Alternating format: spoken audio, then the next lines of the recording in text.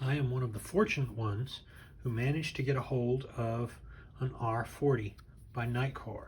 Now you'll recall on this channel not long ago I did a review on the R40 V2 with XPL, I think it is XPL2 V6 or something like that for the emitter. This is the XPL HIV3 version, the throwback. This is one of the unsold units. You can still get you some, and this video is about why you should go for this model and not the latest one. As before, the light is basically identical, so I'm not going to spend long here at all. It's got the same 26500 DW battery, and the battery is reversible. It doesn't matter which way you put it in, it's all the same. It is made to perform under great pressure and to be dropped and everything. It is an IXP8, and it's got to, except this version has great throw, which is why you really want this. You don't want the first one. The other one is dingy and yellow and doesn't exceed 36K, I think. This one is 67,700 candela, IXP8, as I mentioned, 520 meter beam distance, an hour and 30 minutes at 1,000 lumens. I couldn't get it to step down, as you're going to see. I'm doing the review in reverse tonight because I did the Beamshots, started too early and then got into it.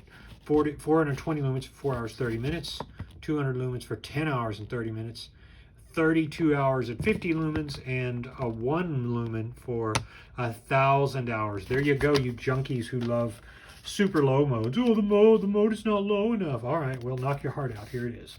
Warranty card. And of course, what makes this light distinct is you get the portable charger, wireless charging, which goes here. You also have the ability to screw this on your wall and just dock it. And you can go old-fashioned and put it here, which I did the first night I charged it. I've had it about a week now, and I've been playing with it, and I have been trying to get it to step down. I have been running it at distance. I have been and then I've had so much fun that I'm like a kid in a candy shop. So there it is, the V3 emitter with a nice little centering ring.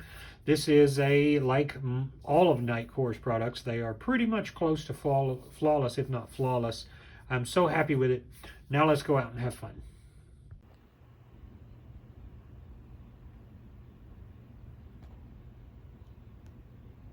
Roll that beautiful bean footage.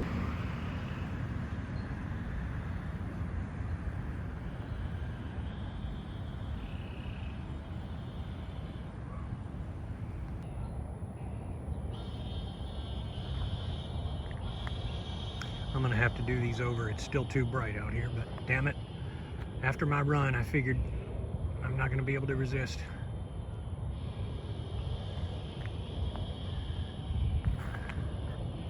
So while I would really like for this to have cleared that 75 KCD range, it doesn't quite. It's still in the 60s. It is still one hell of a light for practical, actual use from a manufacturer that knows their business.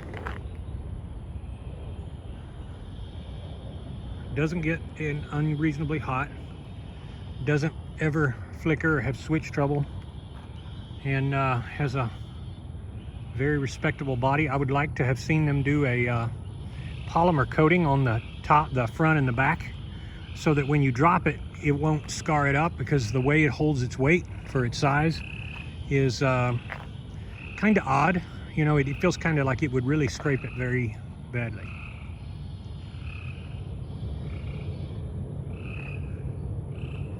All right. See the mosquitoes?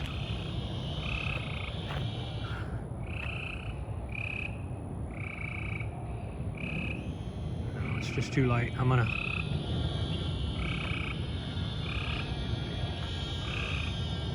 listen to all those mating calls out there. End of summer mating calls.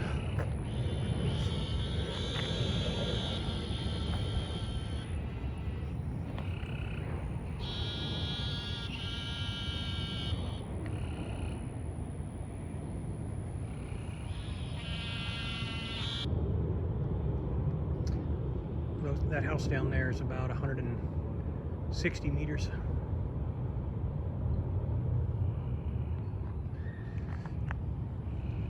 Plantation style house right there is about 80 meters.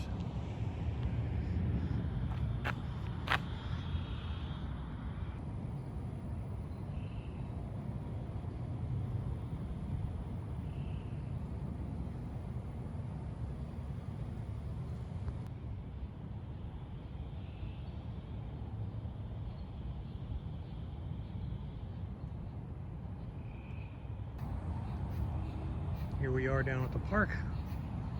Nothing like a 3-mile run. And then you end it off with a flashlight test.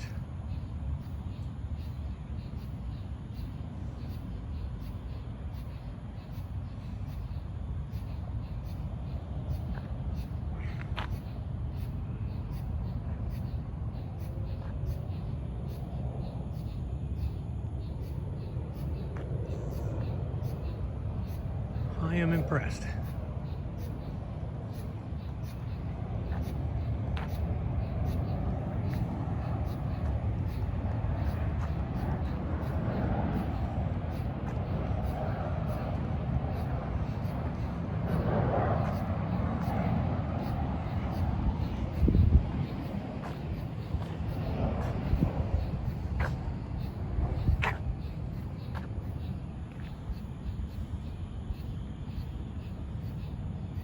Sadly, they don't have an OSRAM NM1 or even PM1 version of these. I really hope they get one, because this thing would throw out of this world. This throws really well, but it doesn't throw world class, and it would if it had an awesome emitter like an OSRAM in it. I know these OSRAMs are taking over the industry because of their diode, small diode, but even though the XPL V3 was a great one for its time, I never really enjoyed it quite as well as any of the like SST40 and even remotely newer emitters that are not de-domed. I don't really care for the SFT40 as much because the beam is always nasty as hell, ringy, and I don't seem to have that problem with some of the other modern emitters or even the older emitters. The V3 was a great emitter.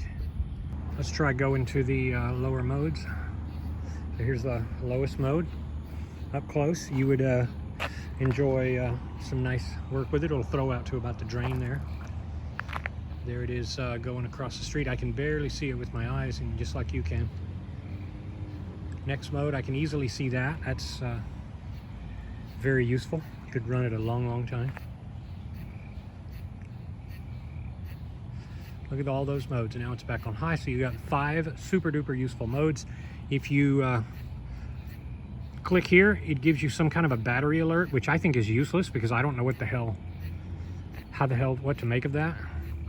And of course, whichever mode you were in, it's going to turn on in that mode.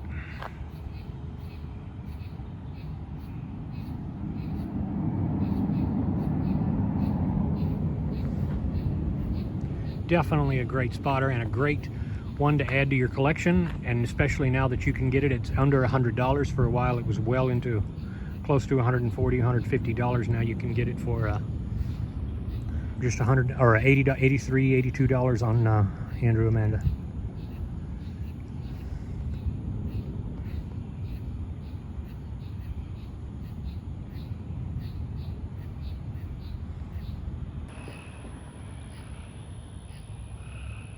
A little bit better this time. Much darker.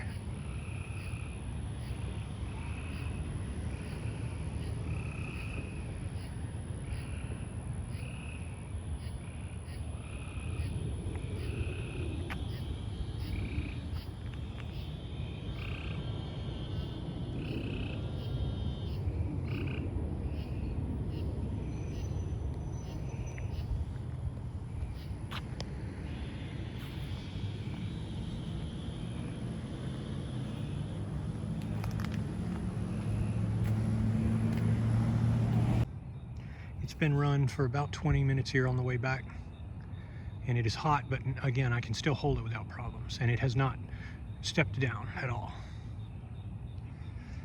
This is the M Bison of lights. This is incredible. I'm really liking it. My goal is to put a light in every room of the house and be ready to go the moment the dark takes over.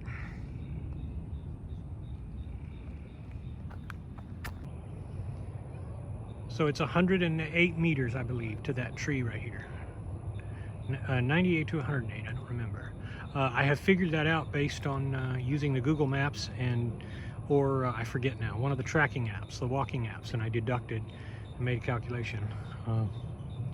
That gives you an idea. So you've got a good bit of range there. for anything that is a normal light, or even then some. This is way better than the last edition. See, this cat is begging for food. I might as well give him a little something. Feeling charitable tonight.